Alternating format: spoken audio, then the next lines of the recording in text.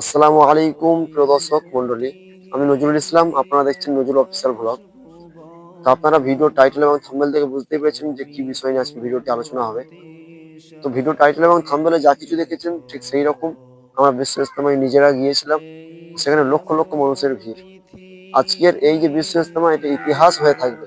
আপনারা যারা গিয়েছেন তারা তো দেখেছেন অবশ্যই, এবং যারা যাননি আপনারা গেলে বুঝতে পারতেন যে কি হালে মানুষের ঢল নেমেছিল। বিশেষ করে অনেক বড় একটা জায়গা নিয়ে কিন্তু এই বিশ্ব ইজতেমাটা হয়েছিল।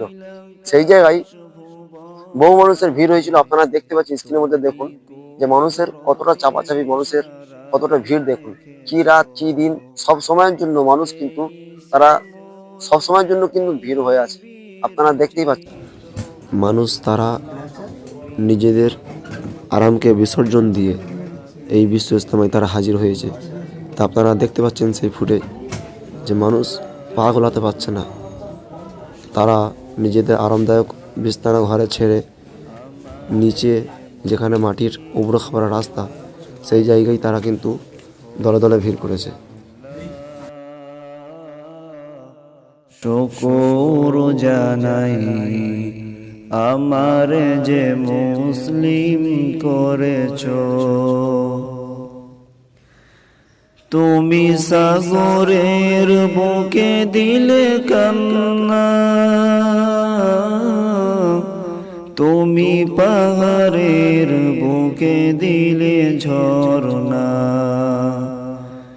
তুমি সাগরের বুকে দিলে কান্না, তুমি পাহাড়ের বুকে দিলে ঝরনা।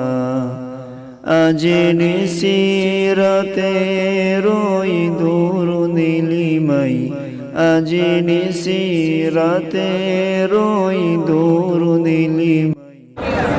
बड़े बड़े खर्चों के साथ जाना है, चाहे मुल्क के अंदर जाना हो चाहे मुल्क से बाहर जाना हो। माहौल कायम करे सीधा मुश्किल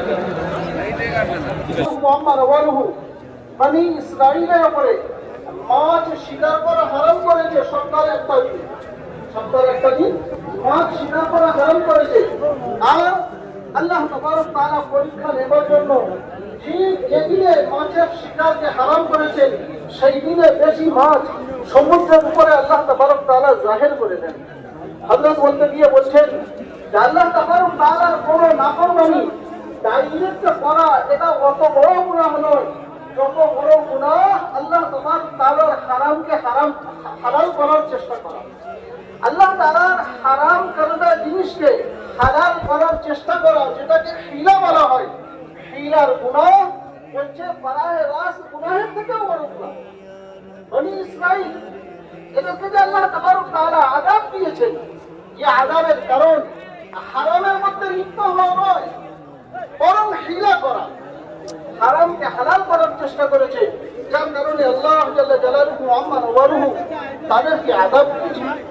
হযরত বলছেন যে মানুষকে আল্লাহ তাবারক তাআলা পরীক্ষা নেবেন, আল্লাহ তাবারক তাআলা রক্ষা করার জন্য চেষ্টা করবেন। সব লোক উঠাচ্ছে তো কোথায় যাবে? আর একটা কোম্পানিতে কাজ করার জন্য গিয়েছেন, কোম্পানি আপনার উপরে বিভিন্ন ধরনের কন্ডিশন এবং শারাইত লাগাচ্ছে। যাচ্ছে না যে সমস্ত কন্ডিশন এবং শারাইত আল্লাহ তাবারক তাআলার নাফরমানির উপরে আছে, কোম্পানি আপনাকে বলছে যে আপনার কাজ রাখা যাবে না, কোম্পানি আপনাকে বলছে আপনার মসনুন লেবাস পরা যাবে না, আর আপনি কোম্পানির এই কানুনকে মেনে আল্লাহ তাবারক তাআলার কানুন ছেড়ে দিচ্ছেন। হযরত বলছেন, বড় গুরুত্ব সহকারে বলছেন যে এটা ভালো উম্মত। তো প্রিয় দর্শক, দেখতেই পেলেন আপনারা। ভিডিওটি কেমন লাগলো অবশ্যই কমেন্ট করে বলবেন।